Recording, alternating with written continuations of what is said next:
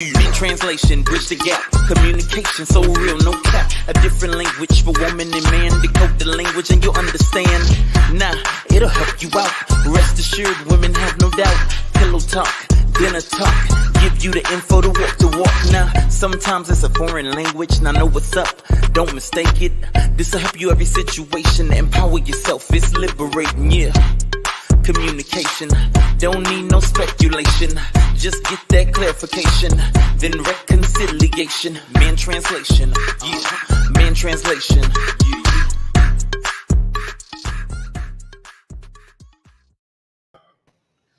Oh goodness, I'm really in the dark. I look like I'm in the black room. Hey, welcome. I kind of want to turn my light on too. Translation. What is going on? What is going on? Listen. Oh my God, because you know what? It's getting dark over here, but I thought it would be like my blue would be lighter than this. I don't know. Anyway, I got the sun going on in the background. This is Dante V. I look like I'm in the black room, you know, the room you be in when you get high with the psychedelic thing with all 155 posters on the wall. Hey, I'm not in that room. Anyway. All I see is teeth. Welcome. Are y'all all barbecued out? Because all these holidays coming up, we have decided to not, interrupt your holiday, because we used to come on the holidays and everything. But we are here to bridge the gap of communication between men and women. It is so important. We talk about relationships in every aspect. Tonight, we're going to be talking about the war on family relationships. And I just keep seeing men and women just fighting and disagreeing over petty stuff. And we're not looking at the big picture. The big picture is family. Y'all can talk about generational wealth all you want to. You can talk about legacy all you want to. But if you're not building up your family, do y'all know how powerful a family can be? These dynasties of families, they always talk about the elite families. They always talk about that. Have you ever noticed how evil people, they stick together in their family? Yeah, because they never do some nefarious evil, they stick together. And as a culture of people, we have not learned how to do family healthy. And I'm telling y'all can want to be married all y'all want to. Y'all can want to have successful businesses all you want to. But if you don't get this family thing right, none of your other relationships are going to work. They're going to work. They might work for a little while, but they're going to fall apart. Because family is your foundation. It is where you learn. And it doesn't even matter. My life is an example of coming from a very dysfunctional family to the 10th power. But you can learn. You can still learn, because there are other people in your family. I just never understood how people... I never understood, even as a young teenager, how you gonna go talk to your friends about your family and they having the same problems that you having in your family. You can't solve problems. You can't solve problems with people that's on the same level with you. You got to go talk to somebody that know more than you. All right, let me hop in.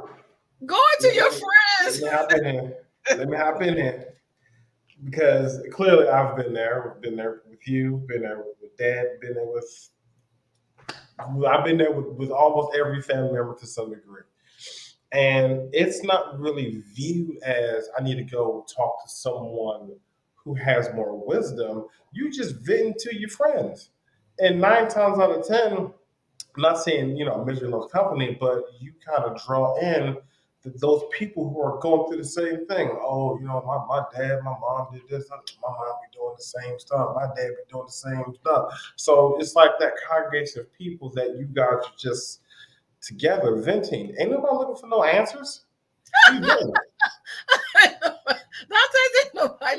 answers. What? No, Well, I was we're looking not. for answers. I was looking for Right. answers. I was looking for answers because But answers are what you need to make a relationship better. yes, You which need is true. answers.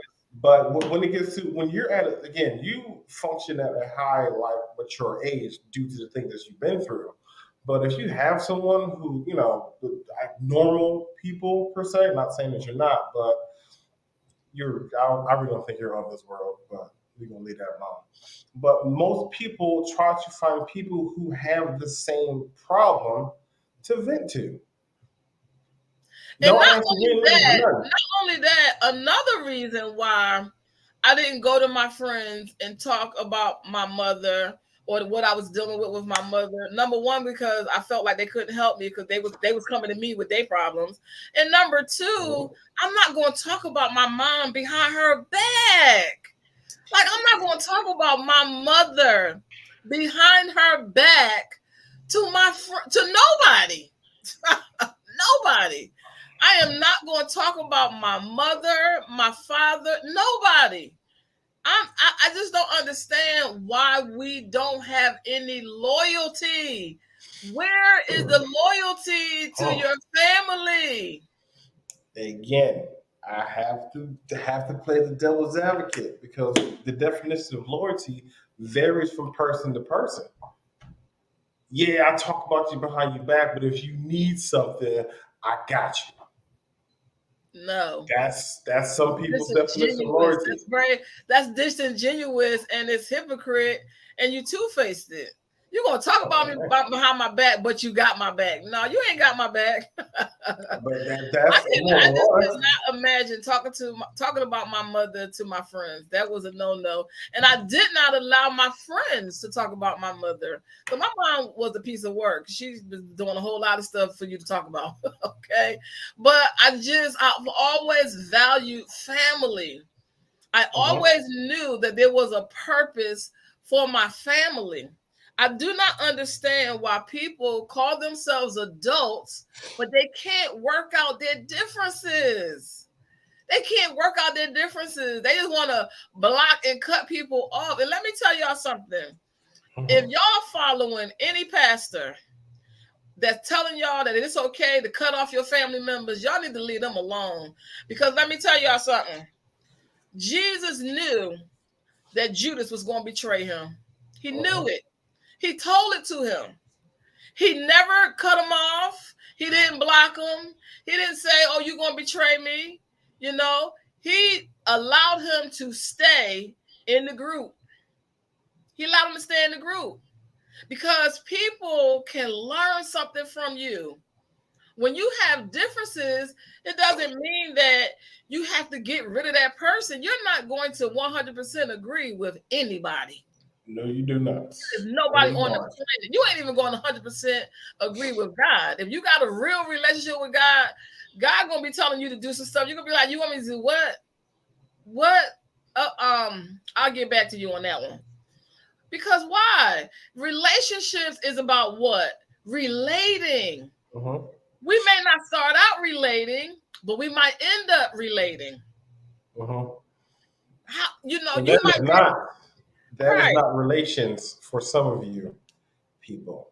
Relate, not relations. It's different. Relate, right? Relate means we got some things that we share in common. We've been through some things in common. I can understand you. Normally, when you can relate to somebody, it's because you can understand them. If it's anybody I'm a rock for. If it's anybody that I'm a ride or die for, it's going to be my family. We have got to understand how important it is because it is a war on family.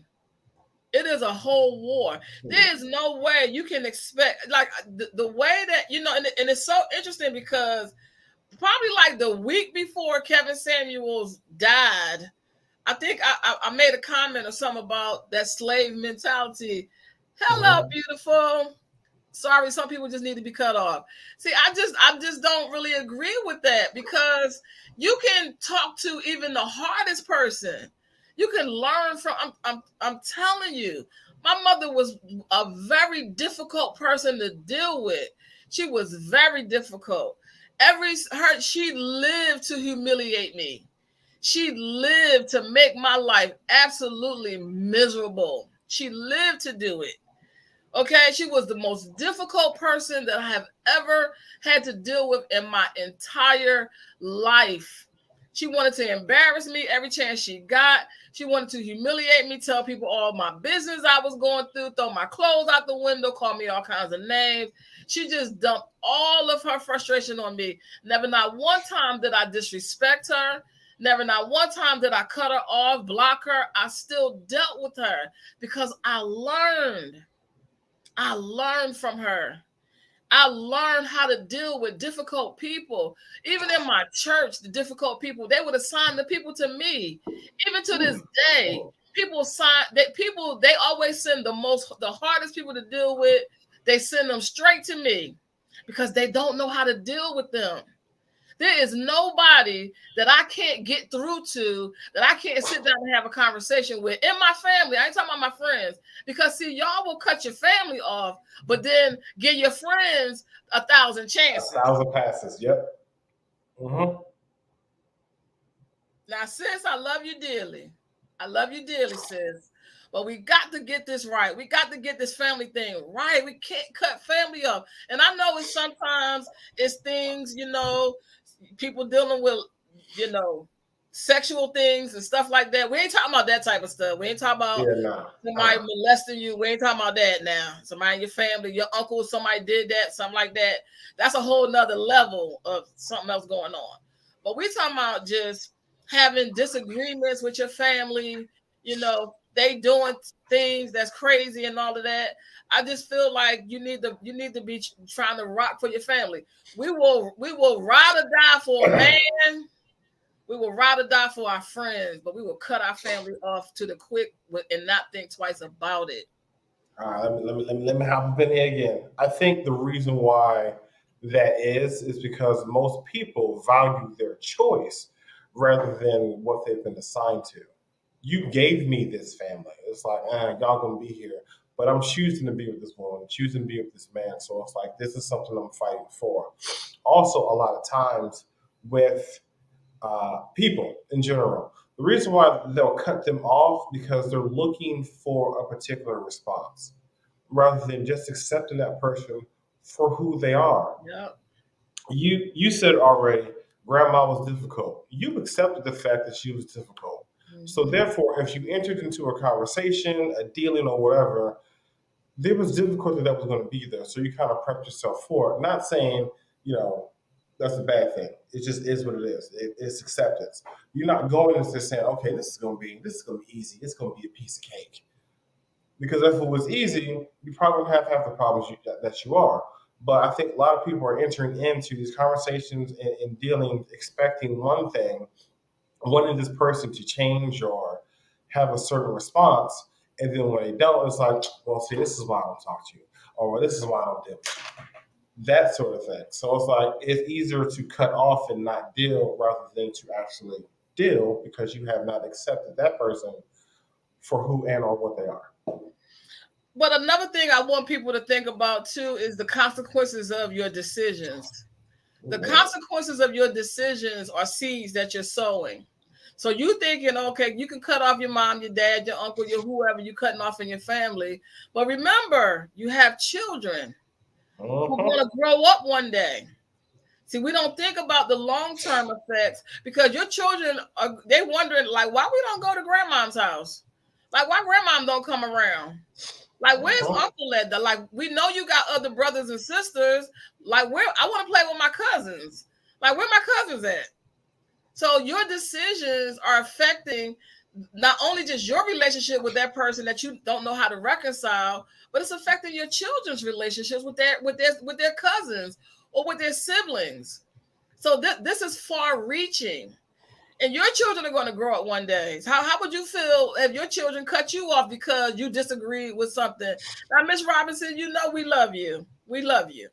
But we want you to find out what is it that you can learn from that person. It's just like people that come on and into your lives and they say crazy stuff. I do not block those people. I don't. I let them stay in. For one reason, I let them stay in because they drive my numbers up. That's number one. Number two, your haters called you to get promoted. They cause you to get promoted. When you start getting a lot of haters, this kind of bombard you, like gang stalk you all at one time, you can ready to get promoted. Because when they talk about you, they're gonna go tell their friends, yeah, she thinks she all that because she wrote a little book and she got a business or whatever, and she done did this and that and whatever. And they're gonna be all nosy, be like, let me go over here in her lab and see what she talking about. You know what I'm saying? Those people they can learn something from you. You can learn something from them. I learned from my mother how to deal with difficult people. When I started working on my job, I get paid more money because I know how to negotiate with difficult people. I know how to bring people together who disagree, who don't see eye to eye. You know how much money you can make when you got two opposing opponents in the room. I just had a situation where a friend of mine, I didn't even know this guy that well.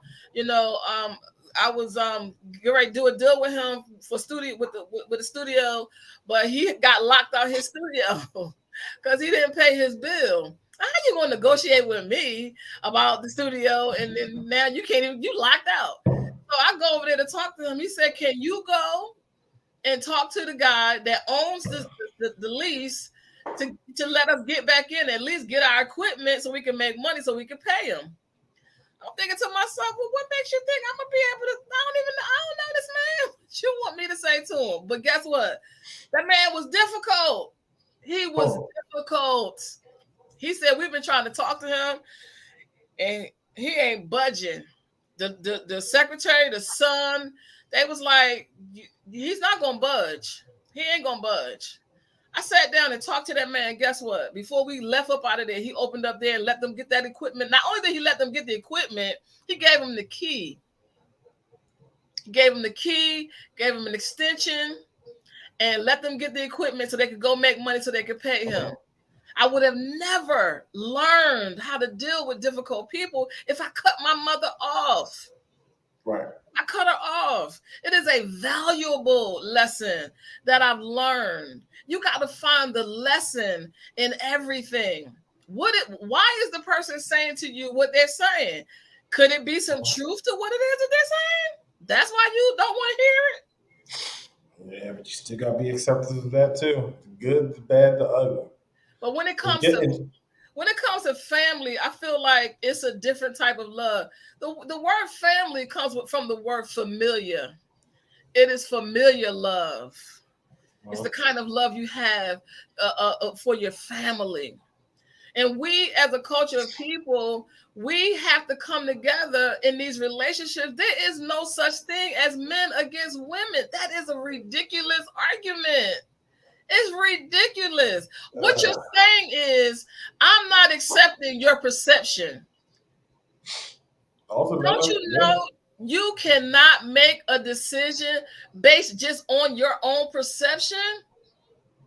It's like taking one piece of the puzzle and making a decision. See, and that's why these relationships are failing, because people think, oh, my perception is truth. It's reality for you.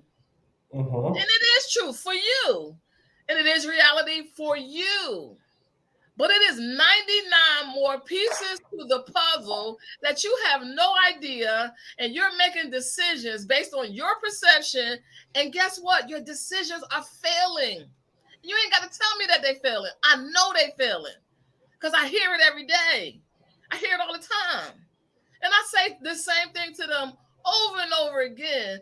When you talk to the other person, you get another perception. If they would just shut up and listen, you get another perception. And the more people you talk to, it's the same thing with business. Business is like a puzzle. Life itself is like a puzzle that we're trying to gather as many pieces of the puzzle that we possibly can get. Because why? That's how you make good decisions.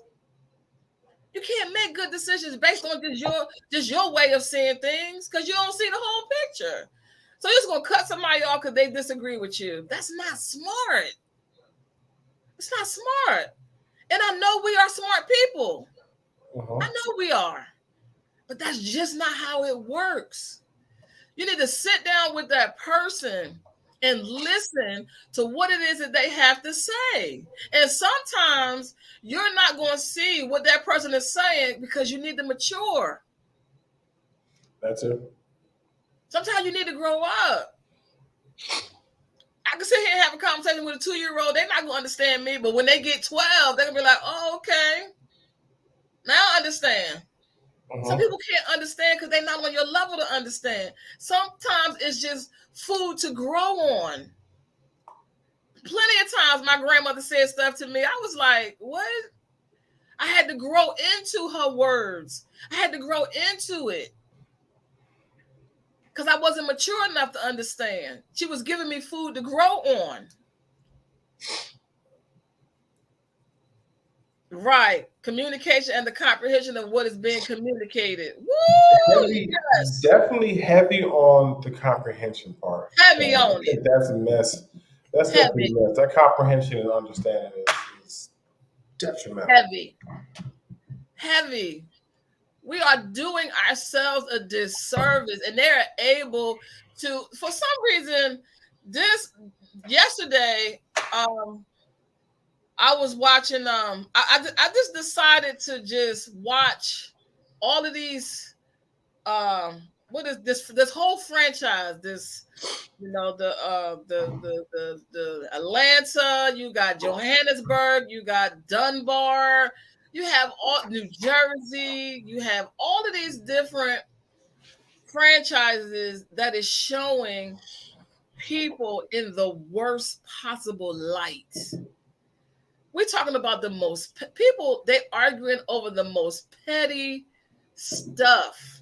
Everything is about materialism and who has the biggest car and the biggest house and the biggest, all the stuff that's temporary, none of the stuff that really matters, and none of the stuff that's even going to make you happy. That's the thing. Oh. And meanwhile, your friend who you think is your friend is jealous of you. You riding hard for them, but ain't talked to your mom in 7 years. Come on, something is wrong. Something's wrong with that. That conditioning has to. Y'all can talk about generational wealth all y'all want to. Y'all can talk about legacy. Who you gonna leave the legacy to? You ain't got no family. Who you gonna leave it to? What you gonna do? Just give it to put a library in your name? What you gonna tell them to just put a museum in your name? What you just gonna put your name on buildings and stuff? Who's the family you gonna be leaving the wealth to? Who you gonna leave the wealth to? Who you gonna give it to? But you don't have a family. That's a good question. But again, that's forward thinking. No one's thinking that far. They got it. That's all that matters. They got it and they're trying to maintain it. Because I don't like buzzwords. I don't like buzzwords. I don't like all these buzzwords. It's buzz. I don't like all these buzzwords. I don't like when you take a word, you don't know what it means. I just was talking to a friend of mine, and I was telling him that my grandmother used to always say anything other than a yes means no. So when you ask somebody something, and if they don't say yes, and if they say, oh, if you're like, oh, can you do so, and if they start making all these excuses or whatever, then that means no. It means no. So don't wait for them to call you back. Don't wait for them to say yes, because they're not, because they just told you no. Anything other than a yes is a no. So I said, you're just making excuses. He was like, I don't have a reason to make an excuse. I said, you just made an excuse. And I'm like, you don't even know what an excuse is. An excuse means, can you excuse me from that situation? That's what excuse is. Excuse just means, if you're sitting at the table and you want to be excused, that means you want to be excluded. So when anybody gives you an excuse, that means I don't want to be a part of whatever it is that you're doing, and this is the reason why. That's what an excuse is. It means no, and this is the reason why it's no. Anything other than a yes is a no. I'd rather for you to just tell me no. I don't want the excuse. No, you're right. Absolutely. Just say no. But people be like, oh, if you tell them no, they ain't gonna like me, and we ain't gonna see. You can just say no, because I'm gonna tell you no. If you say something, I'm not gonna make up no excuse. I'll be like, no. That's gonna be it. I don't want to hear all the excuses. You just gave me a reason why you don't want to be a part of whatever it is that I just discussed with you. And it's cool. And I said to him, listen, it's a yes or no. It's a yes or no. Okay? And guess what he said? No. Yes. He said yes. Nobody tells me no. Don't nobody tell me no. Ask Anaya. She'll tell you. She'll be like, Mom, don't nobody tell you no. Because I don't give you opportunity to tell me no. But anyway, like, not enough with the excuses. We have to get this family right. And I always say it starts with the man. I don't care if you don't get along with your baby mama. So you ain't coming to see her, you coming to see your kid. Uh-huh. You and your ex-wife, you and your ex-girlfriend, it's not about y'all. It's about now y'all got to come together to raise these children. Okay, it's not about child support or he didn't pay the child support. It's not even about none of that. Not paying the child support don't have nothing to do with the fact that he still should be allowed to see his child. Why you gonna hold his kid hostage because he ain't got no money? Come on, that's petty. And what effect is that having on your child? Whew, I can tell you that personally. Man. But they gotta do anything. Because you still got feelings for him and you really want to see him. It ain't about y'all two. Y'all over. Huh. I ain't never seen so many petty people in my life. All these adults need to grow up. It needs to be some maturity. All this arguing and back and forth, and you should do this, and you ain't do this, and this and that, and that and this and whatever. Come on. It's about the children. We got to raise these children. They are being just kicked to the curb and left to the wayside because we don't understand family, people we familiar with. We over here riding for our friends. We riding for boyfriends that don't love us, that done beat us and cheating behind our backs or whatever. And it's just like your family, you done cut them off and cut to the curb. Because let me tell you something, that relationship is not going to work. It's going to end in heartache and heartbreak. It's not going to work. Your family is your foundation. You think you have an image of who your mother should be and how your father should be and how they should act. And they should be this and they should do this. No, you need to accept them for exactly who they are. Yep. Whoever it is. If he a cheater, it ain't none of your business. The only thing you got to do is be a daughter to your daddy. Be a daughter to your mother. Be a cousin. Be an aunt. All that other stuff y'all putting into the equation, it don't fit. That's not. It's none of your business. I done seen my mother do a whole lot of stuff. It's none of my business. My job is one thing, is to be her daughter. That was my job. She's going to be held accountable for how she treated me, what she was supposed to do, and what she didn't do, and how she was supposed to do it. That ain't none of my business. It is none of your business. You don't get to tell your parents who they should be. You don't get to tell them what they should be doing and how they should be doing it. They gave birth to you. You ain't give birth to them. You don't get to tell. How you get to tell them what to do? Go sit down somewhere and mind your business. Mind your business. While you judging your mother and your father and whoever you judging, what kind of child are you? What kind of daughter are you? What kind of son are you? What kind of aunt are you being? While you cutting people off and kicking people to the curb, look in the mirror. What kind of daughter are you? Are you a good daughter? Are you using the excuse of what you're seeing your mother or your father do as a reason for you to be a horrible daughter, for you to be a horrible son, for you to be a horrible person? Oh, she ain't. Well, she ain't. Well, he was supposed to, and he ain't. What that got to do with you? Nothing. You're going to be held accountable for what you're going to be, what you're supposed to be doing. You're not going to be held accountable for what your mother's supposed to be doing or what your dad's supposed to be doing. Or your dad got 5 girlfriends. Okay, if dad want to be itchy, scratchy, and have all kinds of stuff, that's on him. That's his business. If you want to catch all kind of STDs and parasites and bugs and be oozing at the mouth and oozing at the penis, then that's his business. That escalated quickly. That's his business. You be daughter. You be son. Don't worry about what your dad doing and who he doing it with. And that he a cheater. What they got to do with you?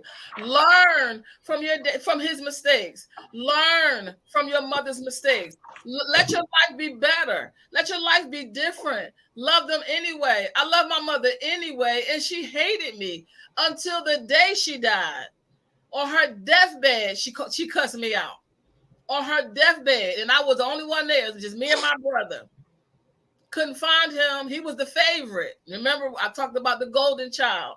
You have the golden child, the middle child, and you have the scapegoat or the invisible child. The middle child is the invisible child. I was the scapegoat and the invisible child. I was neglected, abandoned, abused, traumatized, and everything else. And I turned out better than everybody because I did not take that stuff personally. You got an issue, you got a problem. It's not my problem. That's your problem. You got to learn how to eat the food on your plate and stop trying to eat the food on your plate and everybody else's plate. Just worry about what's on your plate. My brother was horrible. He sold drugs. He got my mom strung out on crack. But he was the golden child. He was the golden child. When it came time to do the arrangements for her funeral and everything, couldn't find him nowhere. I was the one that was there, the scapegoat, the invisible child, the one she treated like a dog. I was right there to the day she died, doing everything I can to make her comfortable, everything else, and still was getting cussed out. Setting healthy boundaries is important, but you can set a boundary. A boundary doesn't stop you from still having relationships with your family. You set boundaries within the confines of the family. You set boundaries there. Yeah, it's still a boundary set. Yeah, absolutely. But that boundary is definitely going to help. I believe in boundaries, but the thing is that the boundary doesn't mean you still don't have relationship. That's the whole. The boundary is just instruction, direction. Yeah. The boundary is what I just got finished talking about. The boundary is daughter. Rules. What is a daughter? What does a daughter do? That's a boundary. You stay within your boundary. Mother. That's a duty. What does mothers do? She stays within her boundary. This is what I do. This is what you do. I don't have nothing to say about what it is you're doing. Boom. We sit down and have a conversation. We can't, whatever. But as a family member, I'm not cutting you off. I'm not blocking you. And then still talk to my friends who do the same thing that my parents do, but I still talk to them. And I understand that I am assigned to this family. So because I'm assigned to this family, because I have no control over who my mother and who my father is, well, not my father, but my mother, have no control of who my mother is. Mother has no control of who the child is going to be. That lets me know that this family, I've been assigned to this family. So there's something specific I'm supposed to be doing. Not sitting there pointing a finger. Mom didn't, all we ate was toast. Well, at least you ate toast. Some people ain't had nothing. Who is that sings the song about eating sugar sandwiches? Is that Alicia Keys or sugar rice? I think that's Alicia Keys. She talks about how she had to eat sugar rice or something. Her and her mother ate sugar rice. Everybody got them little stories where they had to eat, some old crazy something, some ramen noodles or something with some hot dogs or something cut up in it. You still here. You ain't die. Maybe that's all you needed was a sugar sandwich at the time. Maybe that caused you to have discipline or whatever they had to eat or whatever. What's his name? Damon Johnson, the FUBU guy. Yeah. He wrote a book called The Power of Broke. It's a powerful book. Get a chance, read it. Because it's like, I did a podcast called, I think, what is it that I called it? How to do business like a drug dealer or something. Yeah. Learning. from these people. Ain't no internet, no nothing. But they got one of the biggest cartels in the world. Their products is drugs. And I ain't telling nobody to go sell drugs. I'm just saying you can learn from anybody. You can learn how they market, how they got runners on the street. You know what I'm saying? How they put their product out there. How do they differentiate their product from somebody else's product? You can learn business legitimately. You can learn from anybody, but you have to be willing. We got to understand that family is valuable. Your family is valuable. And that's what's going to help you to be successful. The most successful people in the world are part of the families. The Jackson family, the Winan family, even the DeBarge family, much trauma as they went through. You know how much trauma? Their father was molesting them. And then because the father was molesting them, they started sleeping with each other. So it was incest. It never really broke them up, even though two of them, but they reconciled. I think Bobby and I forgot the name of the other one. He died because he ended up getting AIDS. He ended up dying, but they still just as close as ever.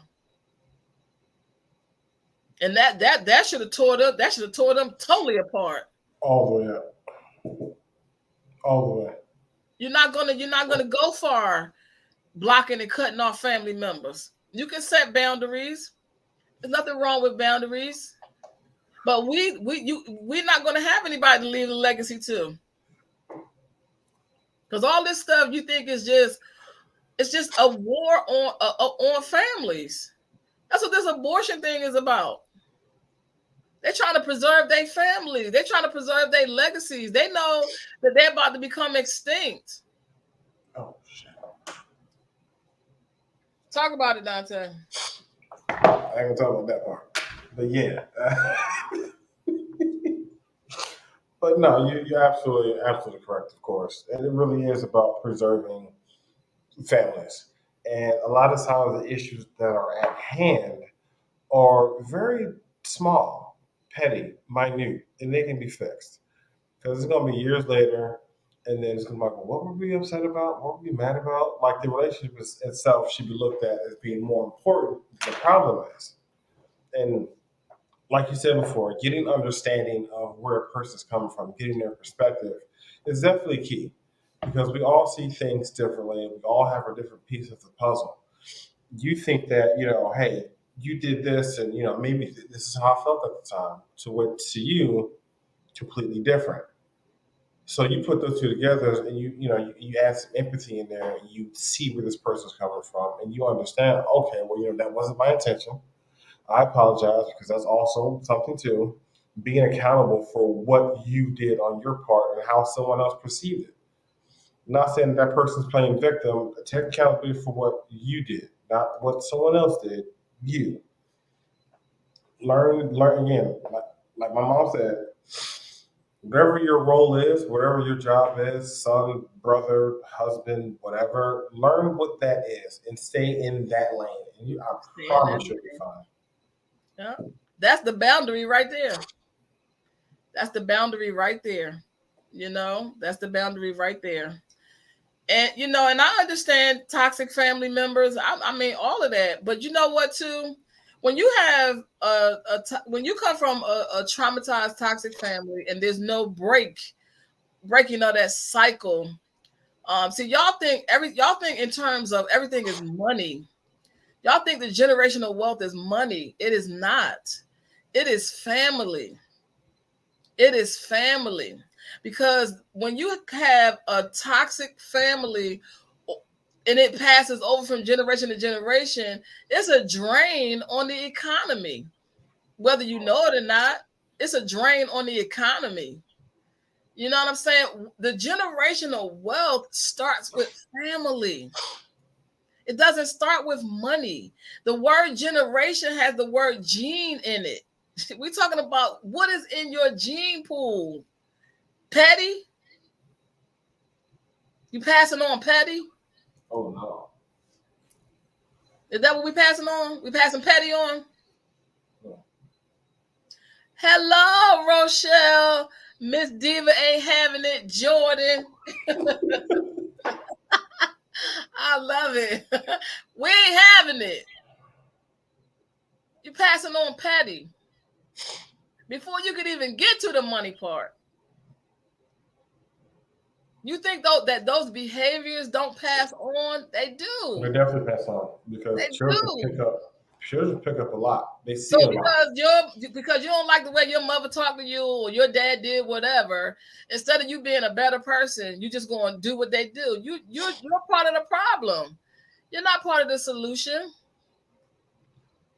Because for me, it wasn't until I don't even know when it was I realized this, but I just got to a place in my life where that I just refused to allow anybody to conquer me. I'm not coming down to your level. If you want to be angry and walk through life being angry, and you want to be a gossiper, and you want to pass on petty and pass on gossiping, and you want to be a liar, and you want to be a cheater, and you want to be all of that, guess what? You can be all of that by yourself. I don't want no parts of it. That is an art that most people do not or have not mastered yet. Just because you're mad with me doesn't mean I need to be mad with you. You keep that to yourself. We don't need that. That's your emotion. It's not mine. It's not ours. You didn't do anything to piss me off. Why you mad at me? What I do to you?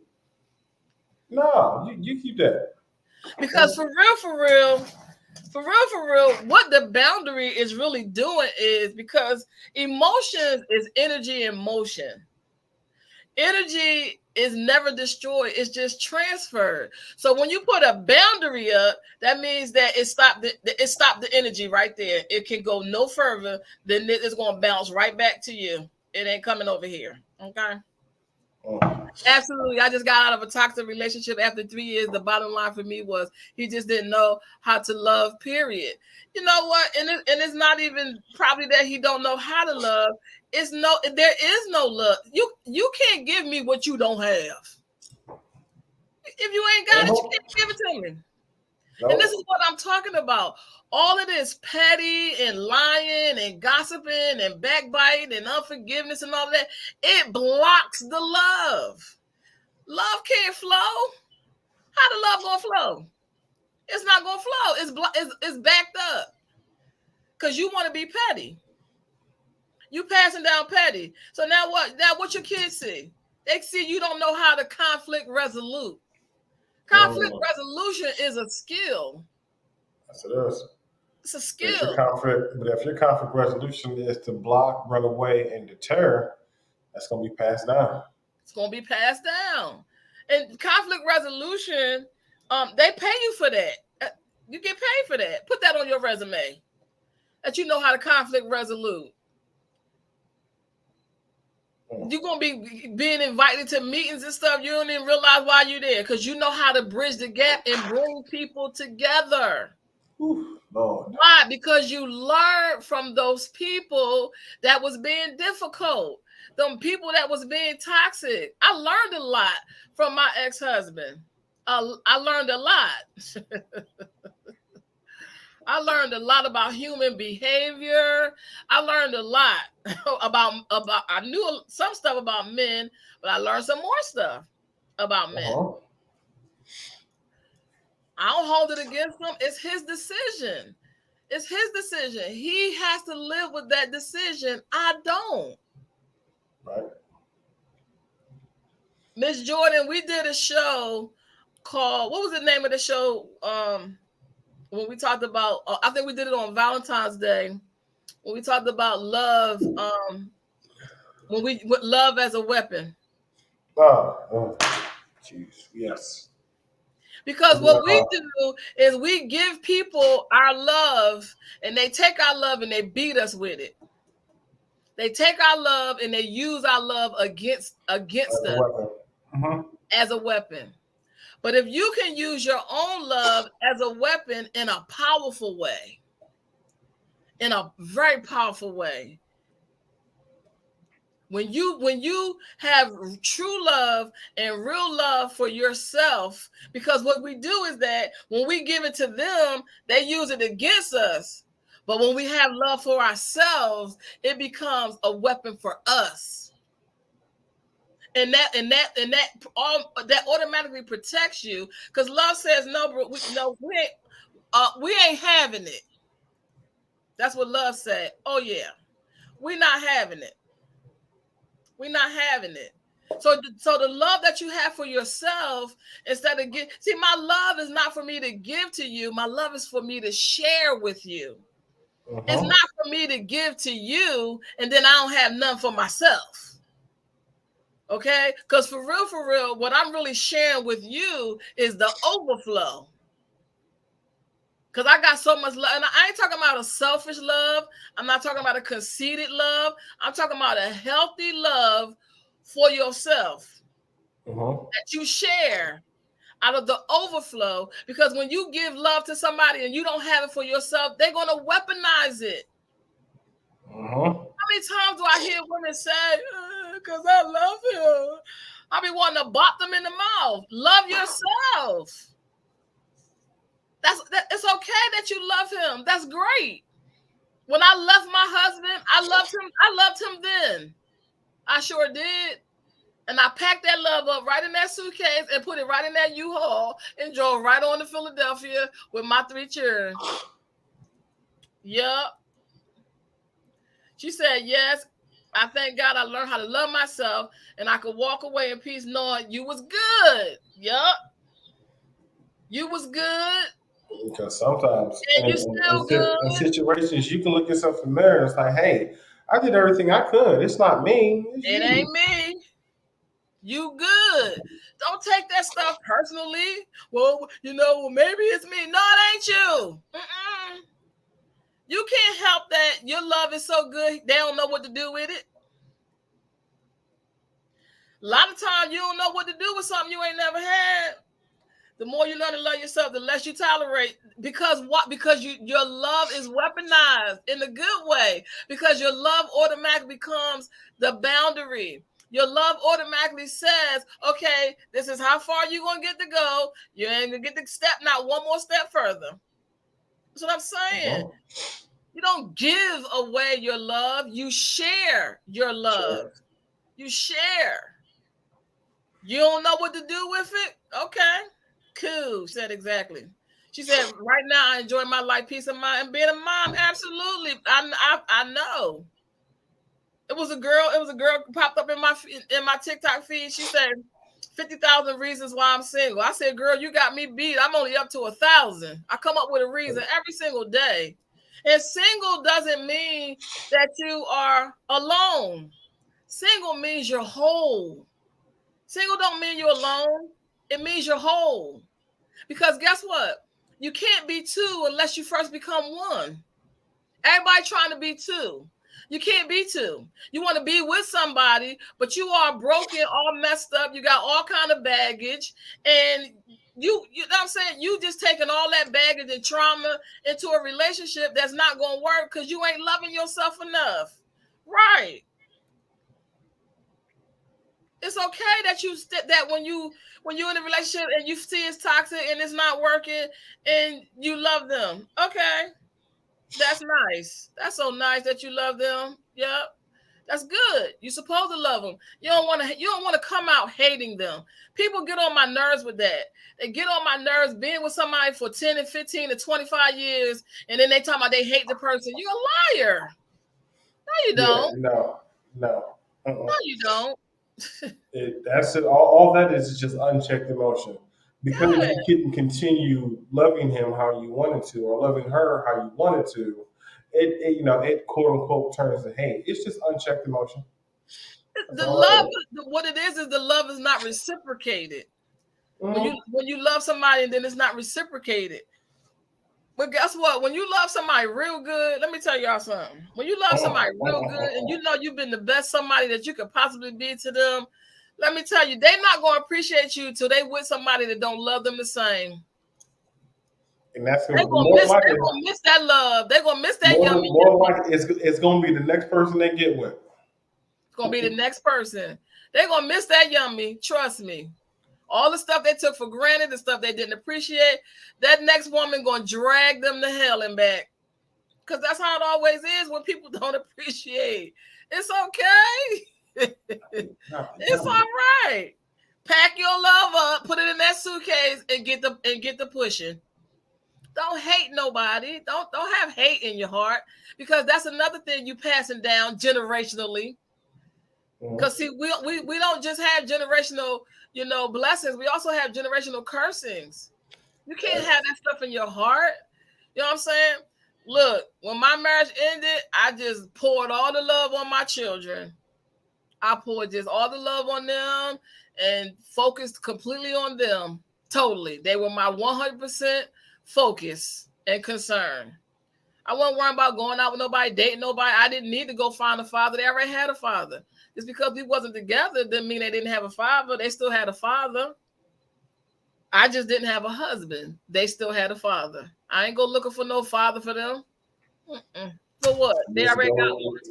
And this goes back to the we gotta get the family thing right. You can never, ever give the enemy what he wants. They want us to destroy each other.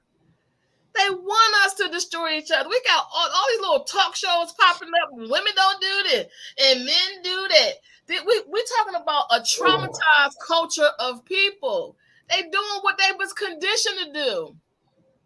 She said, right, I turn everything to positive. I focus on teaching my son how to be a gentleman, because we lack a lot of things, a lot of those things these days. We really do. Yes. I did the same things with my sons. I would take them to fancy restaurants, teach them how to eat, and because I can't stand when a man smacking the food all day in his mouth, acting like eating like he's some type of animal or something. You won't be sitting at my table. I'll be like, I do not want I remember my fiance, we went over his friend's house. I was like, oh my God, he over here. I can't even a walrus or something. Just smack, running. I don't even know. I said, Lord, what is going on here? Yes, honey, teach them. Yes, we have date night, mommy and son. That's so important. Because that's very important. Yes. Rochelle, see, she got it. You know what I'm saying? A lot of times people will send it to your life to destroy you. That mommy and son thing, baby, that thing right there is critical, because in the African American community, it's a taboo. That's one of the reasons we do this show. With Dante's my son, I'm his mom, because they don't see healthy relationships between mothers and sons.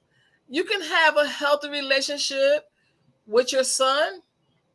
And I know as a single parent it's difficult, because I know for me it was difficult trying to find the fine line between being too hard and too soft. Don't want to be too soft. Don't want to be too hard. If you be too soft, he gonna be too soft. If you be too hard, he gonna grow up and hate women. It's a fine line. Yes, really nice. Yes, thank you. So it's important, that we show that mothers and sons can have healthy relationships. Dante is a grown man. I do not dictate to him what to do, what not to do. If he comes to me about something, we pray about it. I'll be like, let me go see what God say, because I ain't trying to tell you nothing. I do not be in his relationships. Dante's been married. He's married people that I didn't agree with, but I was not all up in his marriage, all tripping with his wife. I mind my business. I stay in my lane. When they get divorced, then I tell them. That's exactly what happened. Yeah. She said, I let God lead me. That's who you better let lead you. That's who you better let lead you. I'm telling you. So we need healthy relationships, but boys also need some type of father figure, uncle, your brother, somebody. They need that. Men and women don't communicate the same. That's why we're doing this show, because women do not understand. They think that you talk to a man, he understands and perceives the way you do. No, he does not. Men perceive, comprehend, and think totally different. And it's not a bad thing. It's just different. It's just different. So many disagreements and stuff I had with my sons, all because we didn't communicate the same. And you did the same thing, just differently. I had to grow as they grew. When they grew into adolescence, I had to grow, but I was stuck in mommy mode. And my oldest son, he used to always say, "You're so disrespectful." And I used to be like, I don't even know what I'm doing. That's disrespectful. So I went to God. I said, "God, what am I doing that he finds so disrespectful?" Because my definition of disrespect and what he thought was disrespectful, I'm telling you, was two totally different things. I'm like, I'm a very respectful mother. I don't walk around with my body parts hanging all out. You know what I'm saying? I know some women, they be wearing all kind of stuff. You don't know what kind of effect that's having on your son. You wearing tight clothes. They can see through your clothes and your boobies hanging out and all of that. I never dressed like that. I always covered up when my sons and stuff was concerned because I don't want them to have no unordinated affection, towards me and stuff like that. So that's what my was thinking is disrespect. But God was like, no, you can't keep talking. You can't order him around like he's a little kid anymore. You have to talk to him. He's a young man now. Exactly. He's a young man. And you can't just be like, go get me the butter. Bring me that butter knife. Go get that screwdriver. No, you can't talk to them like that anymore. Or you can't just, because you order your kids around when they little. Go in there and get that, whatever the thing is, and bring it here. As they grow, your communication has to totally change with them. I don't say, Dante, do this, or Dante, do that. I say, Dante, would you mind? Can you do me a favor? Or can you do so and so and so for me? Or I'll say, I have a suggestion. I'll be like, well, she ain't no good. You need to stay away from her. And this is what you need to do. I don't be dictating. I don't do none of that. So I've had to grow them, as they grew, because men, even though they don't really show their emotion, they're very sensitive. They just don't show it. They're really good at hiding it. And we can really break our sons down with our words. Women can really break the spirit of a son just with her mouth. Just with her mouth. And I see that a lot with these single women. They frustrated. They don't have no support system. Nobody is helping them raise these children. They got to fight with the fathers and all of that stuff because there's no communication there. They're not putting the children. They putting their feelings first. They cussing these kids out like they grown men and grown women. That is the generational wealth, the family. That's the wealth, not the money, the wealth. You can accumulate as much money as you want to, but you don't know how to get along with your adult children. Y'all all on social media. It's insane because we're the only culture that does it. We are the only culture that does it. Y'all can say anything y'all want to say about Trump, but when he went to that White House, every kid he made with every wife he had was on that stage because they understand the value of family. You cannot have a war on family and then fight from the inside out. Who you making the money for? Just to show off? Because that's what it seemed like. So you're making all this money and wearing Gucci, who can't stand black people, and Chanel and all of them, Fendi and all of them that went over to Africa, took our symbols, put them on clothes, and we done made them billionaires. We done made them billionaires off the stuff they stole from our ancestors, and you ain't talking to your daughter. You on social media fighting with your daughter. Yeah, fix that. Got your daughter on social media crying, but you got a banging house and a banging car. Who you gonna leave it to? Then your neighbors, the librarian down the street, the people at the grocery store. So don't talk to me about no generational wealth. It's a buzzword. You don't really know what it means, and you don't really know what you're talking about. The wealth is the family. You got to get this family right. Because if you don't get that, this is the first relationship that you have. How you going to have a successful relationship in your personal life, in your business life, but your family, yeah, just no, we don't need them. Okay. I'm praying that we get better too, because if we don't, we fail. And the failure is not, see, generation means it goes on, it's perpetual.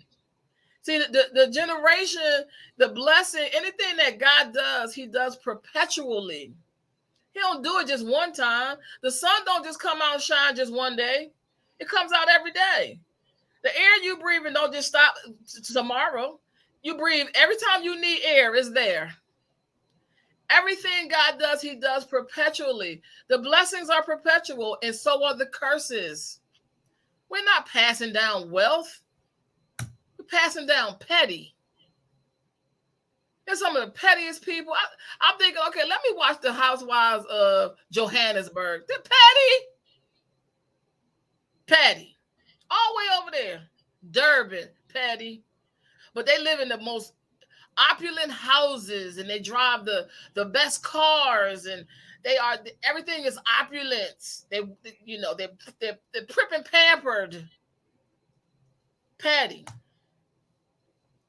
Trauma, passing it straight down. That's what you're passing down.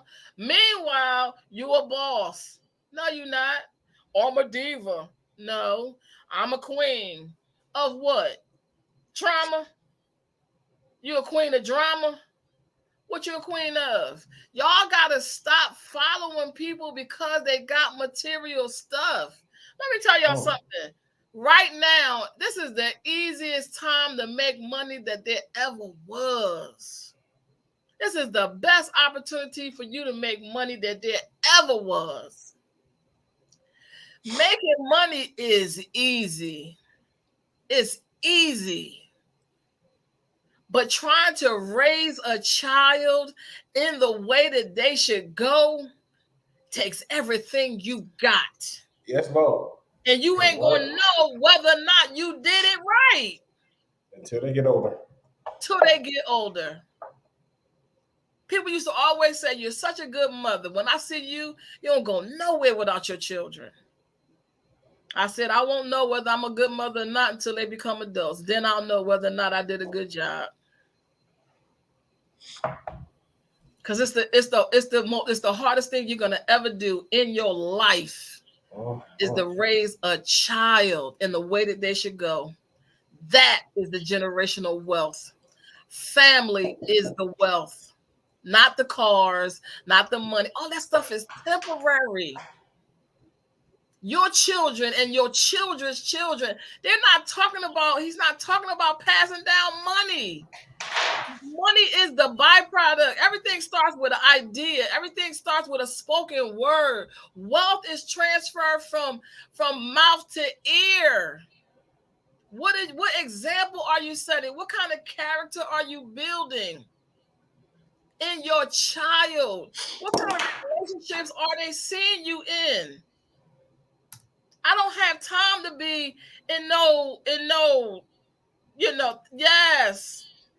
Come back. God bless you too. We enjoyed you too. Thank you. Yes. Yes, share.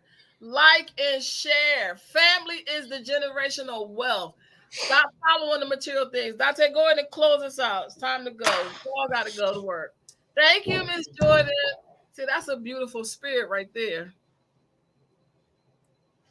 We good now. Go ahead, Dante. Okay.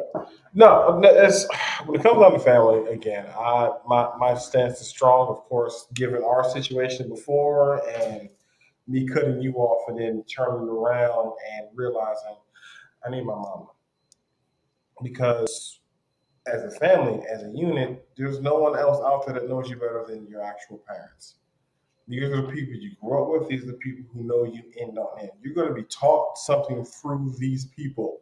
Whether you have the annoying brother, the sister that gets on your nerves, these people have taught you something. To bring up, what's his name? John Damon, the Fubu guy? Yeah. He said, everyone you meet, you're supposed to learn something from, good, bad, or indifferent. I think family, for the most part, is the keystone of that because you're going to deal with them on some stuff. Some of the stuff is going to be good memories. Like, remember, we used to do A, B, C, D, and other stuff going to be like, man, I did not like you as a child growing up. But all in all, we are supposed to be adult enough to have the conversation to that's actually much better. We were supposed to have the conversation to get past whatever's going on.